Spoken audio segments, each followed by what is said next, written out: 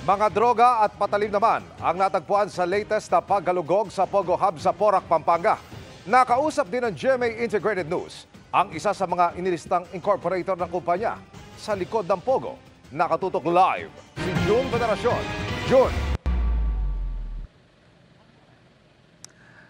Email dito rin sa bayan ng Porac sa Pampanga, natunto ng GMA Integrated News ang isa sa mga ang address ng isa sa mga incorporators ng niraid na Pogo na Lucky South 99. Sabi niya ay wala siyang kinalaman sa illegal na aktibidad ng Pogo at ginamit lang daw ang kanyang pangalan para gawing incorporator.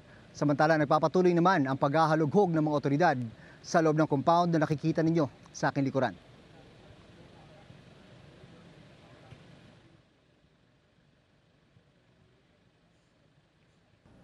Nakatawag pansin sa mga otoridad ang mga butcher knife na narecover sa patuloy na paghahalughog sa illegal Pogo Hub sa Porac, Pampanga.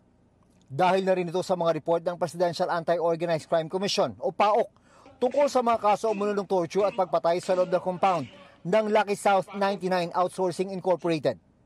I hate to think kung saan ginagamit yon, pero just imagine mga pang-matador na mga patalim.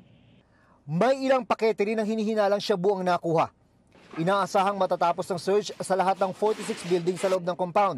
Kung hindi bukas ay sa Sabado.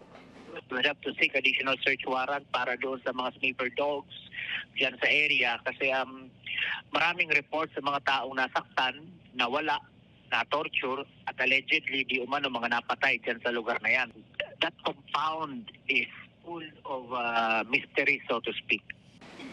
Sa pamamagitan ng address na nakadeklara sa Certificate of Incorporation ng Lucky South 99, natunto ng GMA Integrated News ang isa sa mga incorporators nito. Wala siya sa bahay, pero nakausap namin siya sa telepono. Dati raw siyang empleyado ng Lucky South 99 at ginamit lamang daw ng mga dati niyang Chinese employer ang pangalan niya at ng kanyang mga kamag-anak para iparehistro ng mga Chino ang kanilang negosyo. They took advantage of me and my family na, well, I was shocked. Kung tutusin, kumbaga parang I'm a victim.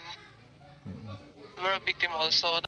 Initially, sabi sa akin, magkakaroon ng salary ang lahat ng incorporators na belong, yung kapatid ko, kasi they borrowed their name eh.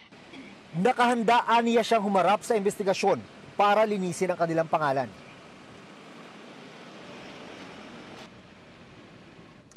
Kapag natapos na ang mga dapat gawin ngayong araw ay nasa 9 na building na lang sa loob ng compound na ito ang kailangan na halughugin ng mga otoridad sa mga darating na araw. Inil. Maraming salamat, June Veneracion.